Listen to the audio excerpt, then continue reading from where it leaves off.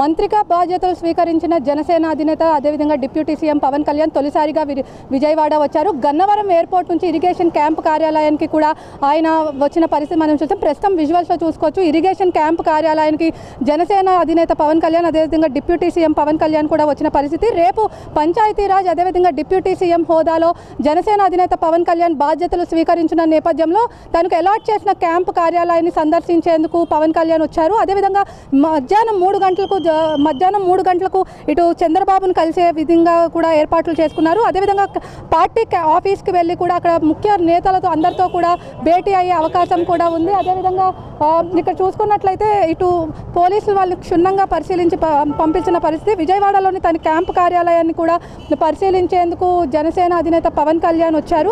అదేవిధంగా మధ్యాహ్నం 3 గంటల సమయంలో కూడా జనసేన అధినేత పవన్ కళ్యాణ్ ముఖ్యమంత్రిని కలవబోతున్నారు. రాష్ట్రంలో జరిగే వాటిపై కూడా సుదీర్ఘంగా చర్చించుతున్నారు. పంచాయతీరాజ్ అదేవిధంగా గ్రామీణాభివృద్ధి శాఖ ఏర్పాటు చేసిన వాటిని కూడా పవన్ కళ్యాణ్ పరిశీలించనున్నారు. అదేవిధంగా ఏదైతే సెక్రటేరియట్ 2వ బ్లాక్లో రూమ్ నెంబర్ 212కి అలాట్ చేసిన దాన్ని కూడా జనసేన అధినేత పవన్ కళ్యాణ్ పరిశీలించనున్నారు. ఈ నేపథ్యంలో ఎలాంటి ఇబ్బందులు లేకుండా కూడా పోలీస్ అన్ని ఏర్పాట్లు కూడా చేశారు. కట్టుదిట్టమైన పోలీస్ భద్రత మధ్యలో కూడా జనసేన అధినేత పవన్ కళ్యాణ్ ఇటు ఎయిర్పోర్ట్ నుంచి కూడా ఇరిగేషన్ క్యాంప్ కార్యాలయానికి వచ్చారు. గతంలో ఏదైతే మంత్రి బొత్స సత్యనారాయణ నివాసం ఉండే ఈ నివాసాన్ని ఇప్పుడు జనసేన అధినేత పవన్ కళ్యాణ్కు రాష్ట్ర ప్రభుత్వం కట్టబెట్టింది. అదేవిధంగా ముఖ్యమంత్రి చంద్రబాబుకు జన సైనికులు అందరూ కూడా హర్షాలు వ్యక్తం చేస్తున్నారు. ఎక్కడైతే ప్రతిపక్ష హోదా కూడా లేని జగన్మోహన్ రెడ్డి సైతం గతంలో కూడా ప్రతిపక్ష హోదాలో ఉన్నప్పుడు జనసేన అధినేత పవన్ కళ్యాణ్ ఓట్లు చీలనివ్వను అని కూడా చెప్తున్న పరిస్థితి. అదేవిధంగా దానికి తగ్గట్టుగా కూడా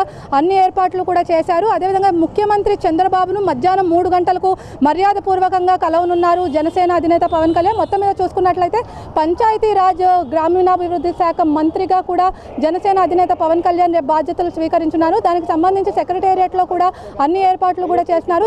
ఇటు మొత్తం జనసేన అధినేత పవన్ కళ్యాణ్ ఇప్పటికే 212 వాహనం కూడా ఏర్పాటు చేసిన పరిస్థితి మనం చూస్తాం. అదేవిధంగా ఇక్కడ చూసుకోవచ్చు మనం వాహన శైలి పవన్ కళ్యాణ్ వాహన శైలి చూసుకుంటే ముందుగా ఉన్నది ఒక పైలట్ వాహనం తర్వాత ఏదైతే గవర్నమెంట్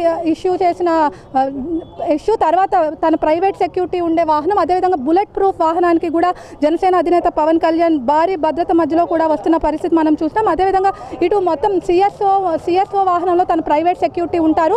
మొత్తం 40 మంది ఉన్న ప్రైవేట్ సెక్యూరిటీని కాస్త కుదించి 20 మందిని కూడా ఏర్పాటు చేసుకున్నారు పవన్ కళ్యాణ్. ఎలా ఇప్పటికే అమరావతి రైతులు ఎవరైతే ఉన్నారో సెక్రటేరియట్కి వెళ్ళే మార్గాన్ని కూడా గతంలో ముఖ్యమంత్రి చంద్రబాబు అమరావతి వెళ్ళినప్పుడు ఎలా అయితే పూల వర్షం కురిపించారో జనసేన అధినేత పవన్ కళ్యాణ్ తొలిసారిగా డిప్యూటీ సీఎం హోదాలో సెక్రటేరియట్కి వస్తున్న నేపథ్యంలో ఆయనకి పూల వర్షం కురిపిస్తారని కూడా ఇప్పటికే అన్ని ఏర్పాట్లు కూడా చేశారు. మొత్తం మీద చూసుకున్నట్లయితే జనసేన అధినేత పవన్ కళ్యాణ్ రేపు మధ్యాహ్నం 3 గంటలకి 212 బ్లాక్లో కూడా బాధ్యతలు స్వీకరిస్తారు.